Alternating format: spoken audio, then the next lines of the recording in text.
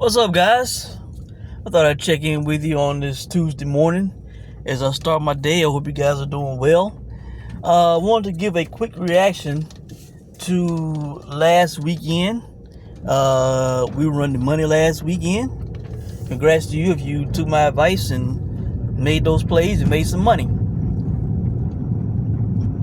Now, first off, let me comment on Carlos Castro and Stephen Fulton. Now, I cannot comment on the entire fight.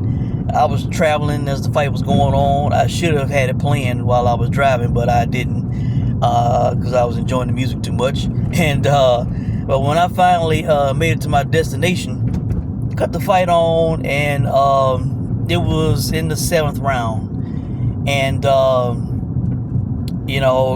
Castro was doing what I felt he would. He was letting his hands go. He was not being a shy, timid fighter. I think it was the 8th round where he hurt Stephen Fulton. Then I went on to find out that he dropped Stephen Fulton. The last 2 rounds, I thought Fulton won. But from the punch stat numbers, it appeared that Carlos Castro had outworked him. I think according to them, he landed 1 more punch, and then he threw like maybe 200 more punches or something like that. Clearly, the crowd was not satisfied with the decision. They booed. They booed the decision. They booed throughout Stephen Fulton's interview.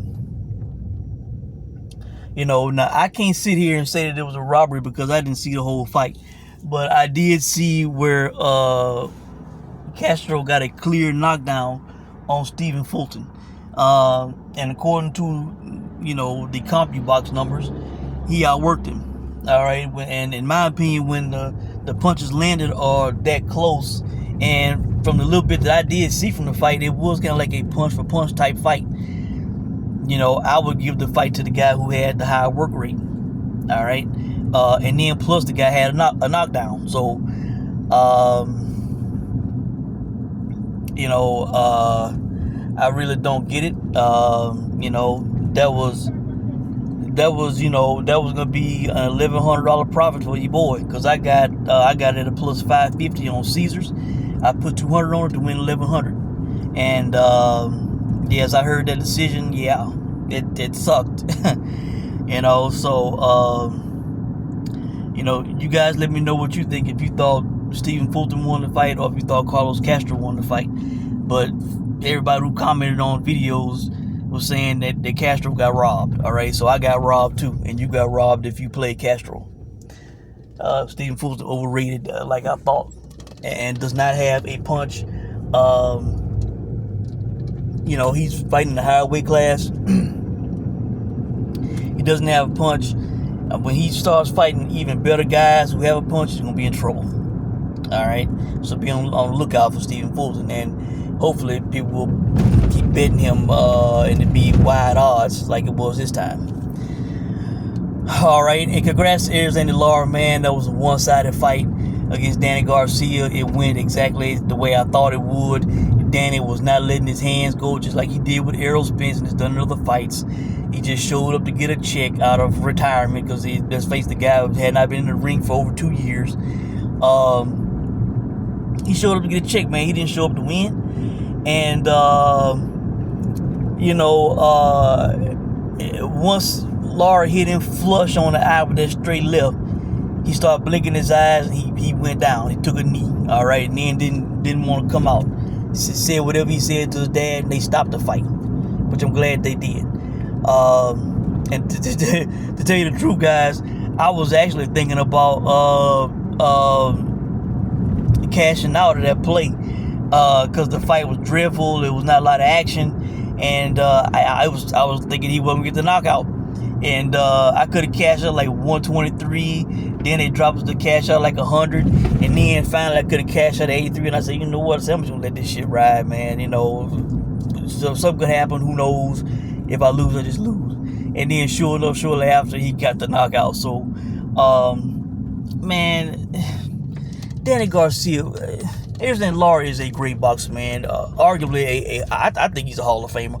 The only knock on him is that he has not fought the greatest competition really ever since the Canelo fight. He started taking easy fights for high paydays. and he had started a clean boxing program. Those are the knocks I have against Lara.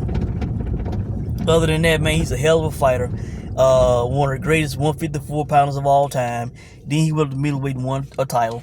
The guy is highly skilled. He's winning at 41, when his legs are gone. And who's going to be out of the ring for 2 years and come back and beat Arizona Lara? No way in hell I thought that was going to happen. And then on top of that, a smaller guy, a guy who was fighting at 140 at one point. You're going to have your first middleweight fight against Arizona Lara on 2-year layoff. That shit had disaster written all over it, man. So that's why the money came flooding in on Lara. Congrats to anybody who played Lara and won on that fight. All right, and finally, Canelo and Berlanga. Another good money maker. Canelo by decision. I saw it as high as like a plus 310 or plus 330, whatever the hell it was.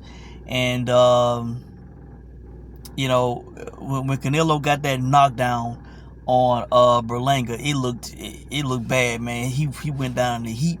It was flush. I was like, oh man, this dude knocked out. But then he quickly, sit up and pound his gloves together, just like he did when he got knocked down before, and he continued on.